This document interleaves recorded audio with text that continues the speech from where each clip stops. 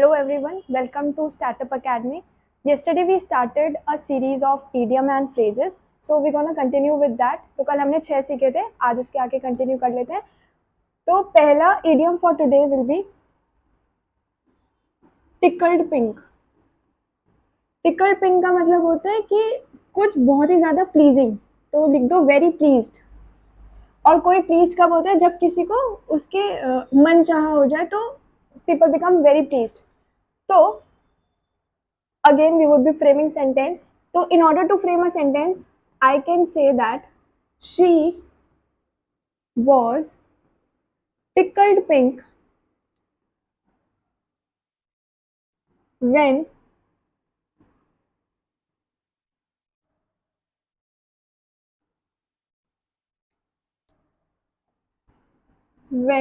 she received her birthday gift. ठीक है, तो बहुत ही ज्यादा अच्छा लगा उसे. या फिर दूसरा sentence what we can frame is he was tickled pink when he got the news of his selection in ISS examination. ISS exam UPSC. Alright, so I hope this for you all. ठीक है, so what we have learned is tickled pink, that means very pleased, and with this we have to frame two sentences, that is she was tickled pink when she received her birthday gift. So she was very pleased after receiving her birthday gift. Then next sentence what we have framed is he was tickled pink when he got the news of his selection in ISS exam. ठीक है, now moving on to the next one.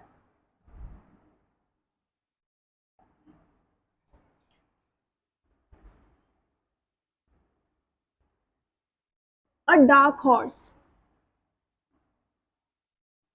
A dark horse का मतलब होता है, dark मतलब कुछ भी unexpected, and horse मतलब कि किसी ने कुछ विन कर लिया हो. तो a dark horse means unexpected winner. Unexpected winner. Alright, so in order to frame a sentence for this हमारे पास क्या है, the new artist in the music industry was a dark horse, but her debut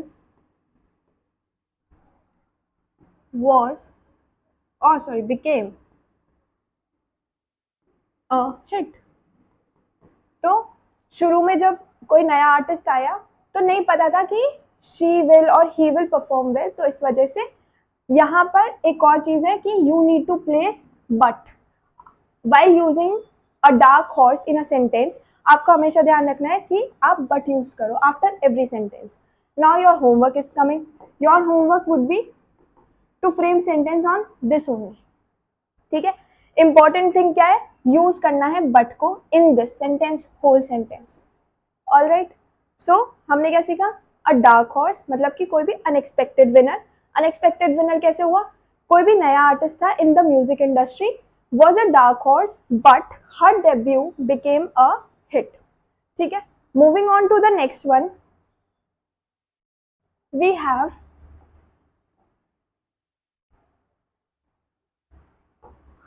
a cakewalk.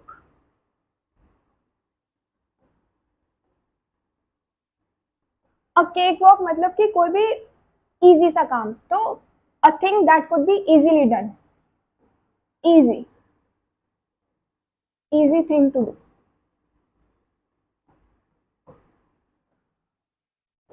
ठीक है, So in order to frame a sentence, what we can frame is, okay, the test was a cakewalk for her as she had studied well and knew everything. तो जिसने पढ़ा होगा उसे ही पता होगा कि केक वॉक कैसे होता है. तो आई जस्ट होप कि आपकी जितने भी टेस्ट सीरीज अभी चल रहे हो they become a cake walk for you. तो like this you can bring all these things in your regular use. तो अभी केक वॉक मतलब कि कोई भी इजी पीजी टास्क जो हमने कर लिया हो और easy peasy thing to do. अब केक वॉक क्या था? केक वॉक थी टेस्ट सीरीज. किसके लिए? For for for for for her. ठीक है. And afterwards because cakewalk कैसे था? क्योंकि उसने सब पढ़ा हुआ था, अच्छे से पढ़ा हुआ था और उसको सब आता भी था. तो hence it was a cake walk for her. Moving on to the next one, we have fourth, it is a blessing in disguise. अब ब्लेसिंग इन डिस्गाइज मतलब कि आपके साथ कुछ बुरा हुआ बट अनएक्सपेक्टेडली वो अच्छा निकल के हो गया. ठीक है. तो इसे कहते हैं दुख में सुख. Easy peasy to learn. ठीक है. A cake walk to learn. इसकी वजह से a cake walk to learn. All right. तो in order to frame a sentence on this, हम इसके लिए क्या फ्रेम कर सकते हैं? We can frame losing a job could be a blessing in disguise if it leads to a better one. मतलब job छूट गई, बहुत बुरा हुआ. So that will be losing a job is a blessing in disguise. कब? अगर वो आपको कोई अच्छी जॉब दिला दे तब. इसके लिए एक और हो सकता है. Second one that we can frame is missing a flight that later crashes is considered as a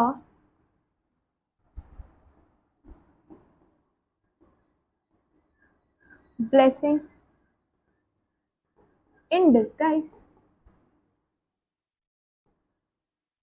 alright. तो like this you can frame sentences. हमने क्या सीखा? अब ब्लेसिंग इन डिस्गाइज, इजी तरीका लिखने का, दुख में सुख. उसके आगे losing a job could be a blessing in disguise if it leads to a better one. आपने जॉब छोड़ दी है, मतलब छूट गई है, छोड़ी तो नहीं है, छूट गई है, तो that could be considered as a blessing in disguise. कब? जब आपको बेटर वन मिल जाए तब. ठीक है. Then what we have is missing flight that later crashes is considered as a blessing in disguise.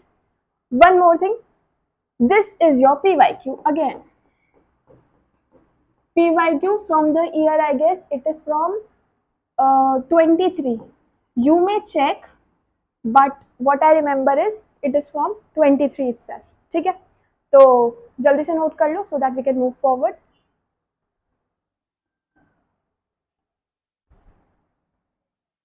It was fourth. All right. Now coming on to the fifth one. Fifth one is to dispose of. Dispose of का मतलब हो गया to throw away. To throw away, किसी चीज को बाहर फेंकना. कोई चीज कब बाहर फेंकी जाएगी? जब एक्सपायर हो जाए, उसकी जरूरत ना हो तब बाहर फेंक दो। तो in order to frame a sentence, what we can frame is, we need to dispose of the expired things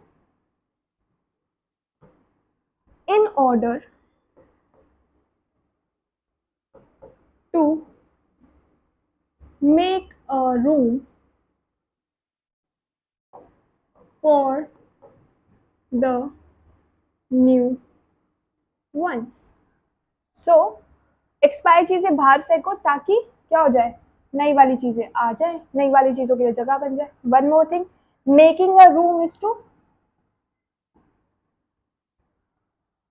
create a space, create a space, making a room is to create a space। इसके लिए आपने लिख दिया we need to dispose of the expired things in order to make room for the new ones। दूसरे sentence क्या frame किया जा सकता है? Okay, the leftovers were disposed of last night in order to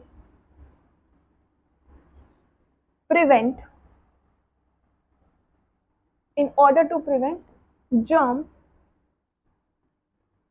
accumulation। ठीक है, so dispose of, here it goes. ठीक है, अभी क्या सीखा? डिस्पोज ऑफ सीखा। डिस्पोज ऑफ का मतलब क्या हुआ? To throw away. To throw away के लिए we have frame two sentences, one is this and another one is this. Now one thing coming for you all is that, क्या again a PYQ it is, and PYQ of year 2025, तो mark कर लेना, important है। ठीक है, तो इसके लिए again homework coming, homework is to frame a sentence. और होमवर्क दिखाना कहां पर है? कमेंट सेक्शन में दिखाना है। कमेंट सेक्शन जो नीचे आ रहा है उसी में दिखाना है। ठीक है, और दिखाना जरूरी है, it is mandatory for you all to show. तो you can copy it down.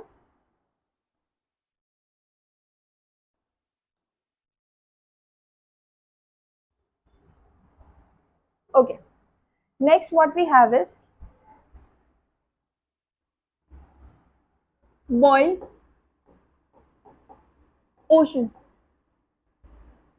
Boil ocean का मतलब होता है, अब सोचो आपने कोई भी पूरे ओशन को, पैसिफिक ओशन समझ लो, पैसिफिक ओशन को बॉयल करना पॉसिबल है? इसको अगर बॉयल कर दिया जाए तो is it possible to boil the whole ocean? नहीं। या किसी भी ओशन को, पैसिफिक तो चलो बड़ा हो गया, आर्कटिक ले लो, आर्कटिक ओशन को भी बॉयल करना क्या पॉसिबल है? No, it is not possible. तो कोई भी ऐसा टास्क जो पॉसिबल ही नहीं है तो वो किस में आएगा? टू बॉयल एन ओशन में आ जाएगा। ठीक है, तो इसके लिए what we have is,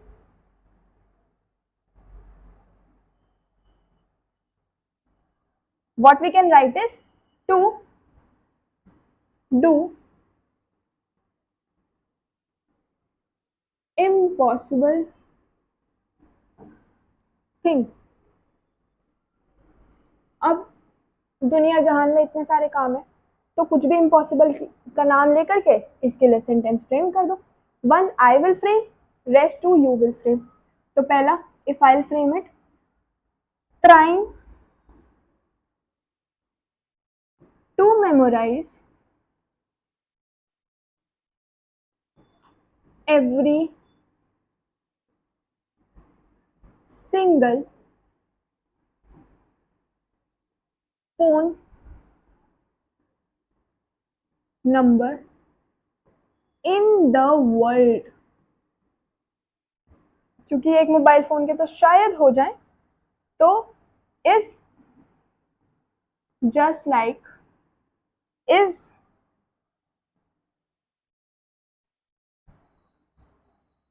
just like trying to boil ocean. ठीक है, एक और बना देते हैं for you all. Trying, try पे ही बनेंगे यार इसके. Trying to read every single book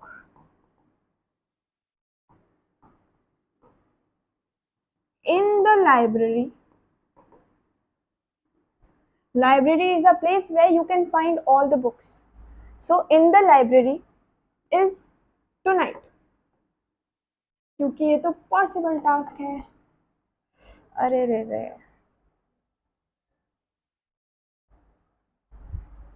tonight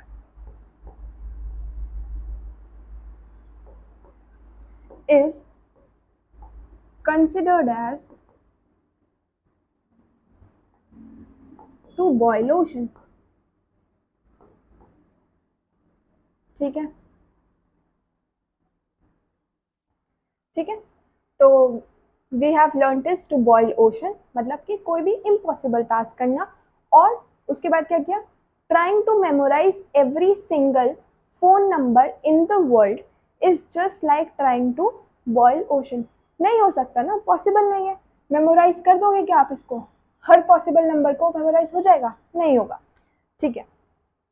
trying to read every single book in library tonight, मतलब एक ही रात में हर बुक पढ़ लोगे? नहीं पॉसिबल. तो it is also considered as to boil the ocean. Now moving on to the next one, we have seventh. Let's change the pen.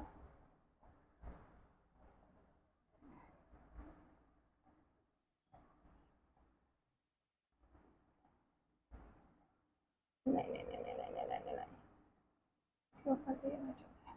ठीक है, चलो. To cut mustard. To cut mustard का मतलब हो गया कुछ अच्छे से आपने परफॉर्म कर दिया, तो उसको बोलेंगे क्या? To cut the mustard. तो perform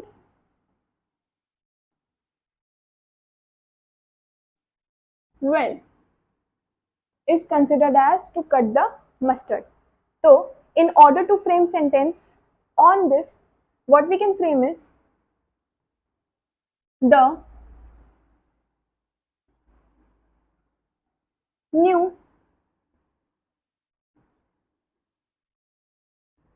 employee's idea was cut. No, not was. The new employee's idea had cut mustard.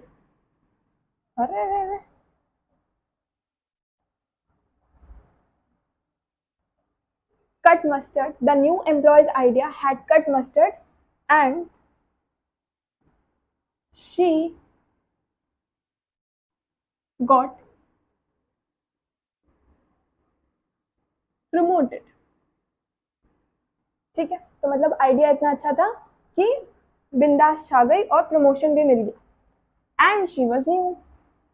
Okay, second sentence what we can frame is the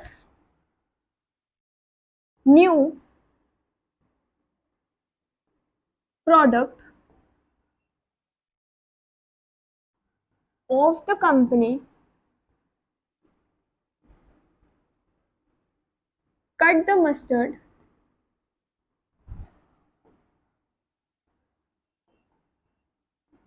and the sales sky rocketed. Sky rocketed मतलब आसमां छू लिया।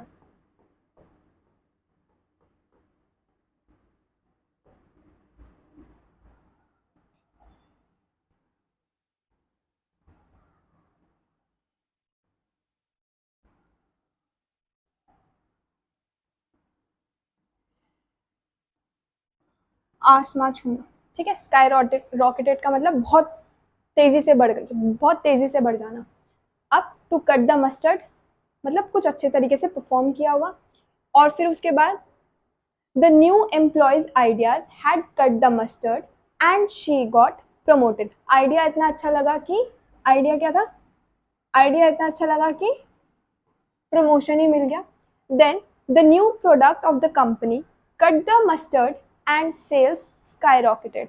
मतलब नया launch जो था company का वो इतना अच्छा था कि उसने क्या किया, कंपनी को profit plus profit profit percentage increase कर दिया। ठीक है। वन मोर थिंग, ये वाला जो सेंटेंस है this can go with a dark horse as well, जो जो हमने अभी शायद दूसरे तीसरे नंबर पर किया होगा, अ डार्क हॉर्स। क्योंकि जब कंपनी कुछ भी लॉन्च करेगी तो वो अनएक्सपेक्टेड ही होगा, ठीक है। और हॉर्स मतलब क्या पता विन भी हो जाए, तो this sentence could be used in a dark horse as well. तो we have done 7 idioms today और उन्हीं के ऊपर हमने सेंटेंसेस बना लिए हैं। तो लेट्स जस्ट सी क्या क्या था। पहले था टिकल्ड पिंक। टिकल्ड पिंक का मतलब हो गया कुछ भी बहुत ही ज्यादा प्लीजिंग सा। तो she was tickled pink when she received her birthday gift, या फिर he was tickled pink when he got the news of his selection in ISS examination. ठीक है। तो इसके ऊपर आप बना सकते हो कि the children were tickled pink on seeing the clown in the birthday party.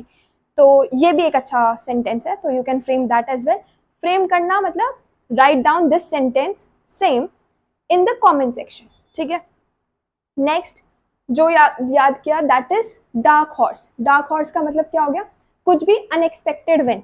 Unexpected win के लिए what we have framed is the new artist in the music industry was a dark horse but her debut became a hit. और यहाँ पर जो मैंने अभी last में बताया था कि न्यू प्रोडक्ट मार्केट का new product of the company, उससे रिलेटेड भी बना दोगे, बट यूज क्या करना है, this but has to be used properly while framing this sentence। ठीक है। नेक्स्ट अ केक वॉक मतलब easy peasy thing to do. अब इसके लिए सेंटेंस क्या बनाया, the test was a cake walk for her as she had studied well and knew everything. इतने अच्छे से पढ़ा था कि टेस्ट क्या था, केक वॉक था। Easy peasy thing to do. Homework लिख लो इसका भी। Homework is to frame a sentence.